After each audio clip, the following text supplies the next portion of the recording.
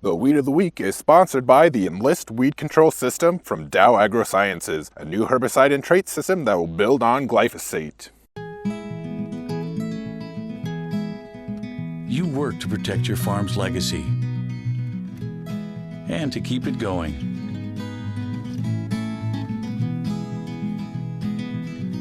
Introducing the Enlist Weed Control System, an advanced herbicide and trait system that will build on glyphosate for exceptional control of tough weeds.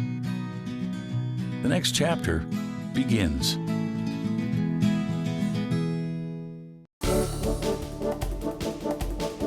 Our Weed of the Week is Bromegrass. Now we're standing by the edge of a field, and the reason why is because brome usually creeps in from these field borders, whether it's from a ditch or, like in this case, a shelter belt. Bromegrass can be a major problem out in fields. Well, it certainly can. It's a perennial grass. It can reproduce by rhizome or by seeds. So you'll see these rhizomes shooting out below the ground, and then they'll pop new shoots up. And you'll see that right along the edge, as Brian was saying. So a lot of farmers will try and do some deep tillage right along the edge to cut off those rhizomes and stop them from getting into the field. But you know what? It's not very effective. You've got to do some chemical control if you want to really stop it. Well, here's what we do on our own farm. We'll literally go around the outside, call it 4 or 6 rows, and we'll spray that very early in the season. You'll stop the bromegrass and other weeds that are there. Okay, now when we're looking at bromegrass, a lot of people say, I'm not very good at identifying one grass from the next. There's one thing that's kind of cool about bromegrass that's unique. On the leaf, you'll see a distinctive W or M, depending on which way you're looking at it, if you're looking at it